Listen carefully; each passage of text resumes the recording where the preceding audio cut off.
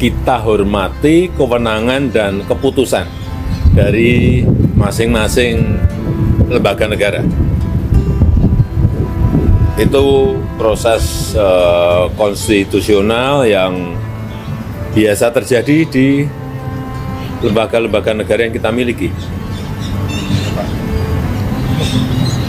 Terima kasih. Aku pengen dadi wong sing kajenan, aku pengen dadi wong sing sugih, sing mbrewu.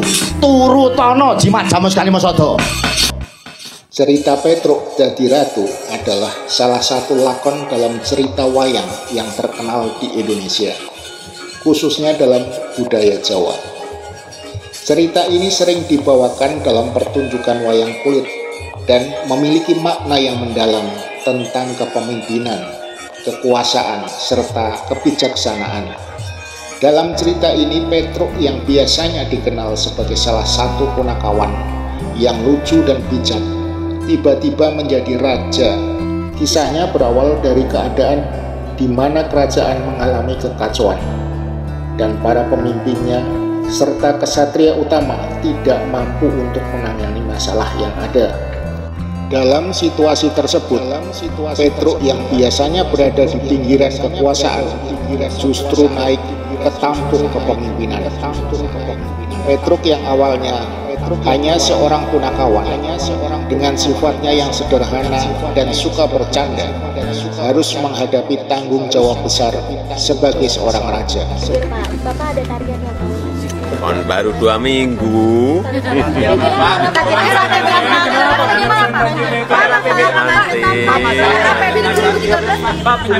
Yang dijawab yang mana?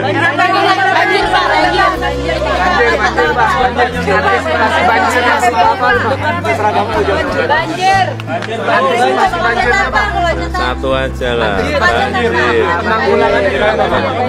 Banjir apa lagi?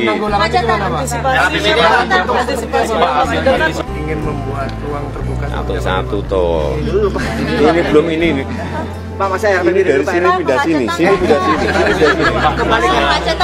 Meskipun dia tidak memiliki latar belakang atau pengalaman sebagai pemimpin, dia berhasil menunjukkan kebijaksanaan dan keadilannya dalam memerintah.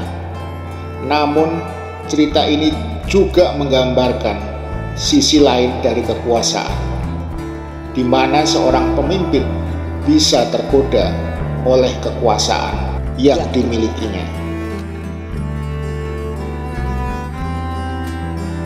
Dalam beberapa versi cerita, Petruk akhirnya menyadari bahwa kekuasaan bukanlah sesuatu yang dia inginkan atau butuhkan. Dia kemudian menyerahkan kembali kekuasaan kepada pemimpin yang sah dan kembali ke peran asalnya sebagai punakawan.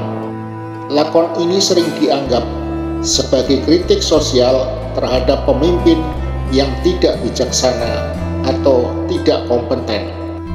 Petruk dengan segala keterbatasannya mampu menunjukkan bahwa kepemimpinan bukan hanya soal kekuatan atau status, tetapi juga soal kebijaksanaan dan tanggung jawab terhadap setiap keputusan.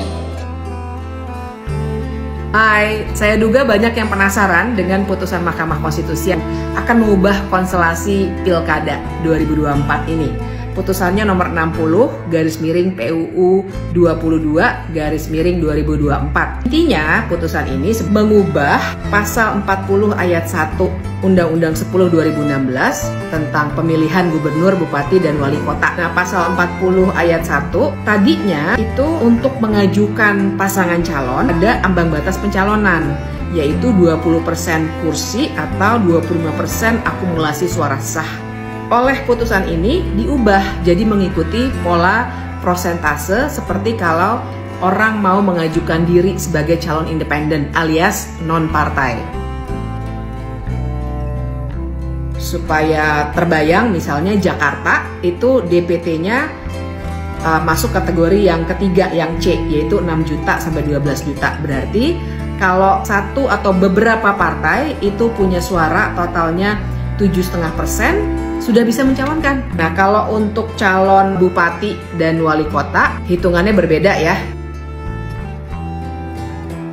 Dan satu lagi sebenarnya, MK menyatakan ayat 3 dari pasal 40 itu juga inkonstitusional. Tadinya yang bisa mengajukan calon-calon gubernur, wakil gubernur, wali kota, bupati itu kalau menghitung akumulasi suara sah itu hanya akumulasi suara sah untuk parpol yang memperoleh kursi di DPRD.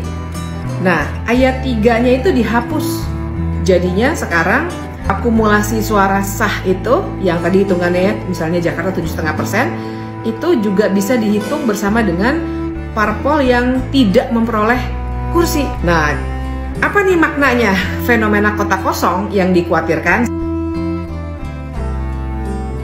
Diperkirakan akan lebih banyak lagi, atau kalaupun tidak kota kosong akan ada, bolehlah kita sebut calon boneka begitu ya, entah melalui independen ataupun partai-partai seperti yang juga pernah terjadi misalnya waktu pemilihan wali kota Solo 2020 yang lalu. Dengan dibukanya keran pencalonan, maka warga jadi punya banyak pilihan sehingga kita bisa lebih punya banyak perbandingan tentang rekam jejak setiap calon, dan kedua programnya. Nah, soalnya adalah teman-teman hati-hati. Kemungkinan dalam rapat DPR yang akan dikebut, putusan MK itu akan ditafsirkan berbeda karena dianggap tidak jelas. Padahal saya sudah baca putusannya, dan teman-teman kalau mau baca putusannya bisa di-download. Jelasnya luar biasa. Putusan itu tidak bisa ditafsirkan berbeda. Kita kawal bareng-bareng. Jangan sampai ada tafsir yang berbeda untuk sebuah putusan yang progresif seperti ini, dan sangat jelas tidak mungkin ditafsirkan berbeda sebenarnya, kecuali kalau memang mereka sangat culas dan benar-benar tidak tahu malu. Kita kawal bareng-bareng ya. Selain apa yang telah disampaikan oleh rekan Bivitri Susanti, apabila esok hari Badan Legislatif DPR RI bersikeras mengesahkan keputusan mereka perihal pembatalan keputusan MK nomor 60/PUU/22/2024 tentang pilkada dan mengesahkan undang-undang pilkada baru dengan berdasarkan keputusan MA yang kontroversial dalam rapat paripurna, maka jelas-jelas DPR telah melakukan pembangkangan konstitusi yang berakibat perlawanan publik berupa pembangkangan sipil. Namun perlu dicatat bahwa keputusan MK itu final dan mengikat, sehingga berdasarkan pasal 14C ayat 1 Undang-Undang Dasar 1945 dan Undang-Undang Nomor 24 Tahun 2003 tentang Mahkamah Konstitusi, maka keputusan MK nomor 60/PUU/22/2024 tidak bisa dibatalkan oleh lembaga lain, termasuk melalui undang-undang yang dibuat oleh DPR. Dan jika ada ketidakpuasan terhadap keputusan MK, yang dapat dilakukan adalah mengajukan permohonan peninjauan kembali atau PK terhadap keputusan tersebut. PK ini hanya bisa diajukan jika ditemukan bukti baru yang signifikan yang belum dipertimbangkan sebelumnya oleh Mahkamah Konstitusi. Tujuannya rapat, kami meminta persetujuan rapat. Apakah hasil pembahasan Izin pimpinan Masinton, Pak Masinton, anggota ya, anggota balik, izin. Terima kasih pimpinan. Ini ada yang kita tidak peka dengan apa yang diinginkan oleh rakyat hari ini. Kemarin putusan PUU 90, pemerintah tidak merespon apapun terhadap putusan itu, dan kita pun tidak merespon itu. Kemudian kemarin PUU 60, kemudian kita merespon dengan ini.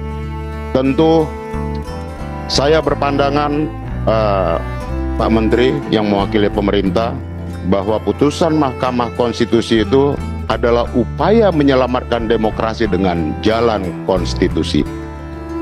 Hari ini kita kemudian mensiasati putusan konstitusional Mahkamah Konstitusi itu dengan kita membuat perubahan undang-undang yang kita tahu undang-undang ini diperuntukkan untuk siapa? Kita bisa mengakali peraturan dengan membuat peraturan, namun kita tidak bisa membutakan kebenaran itu sendiri, Pak Menteri.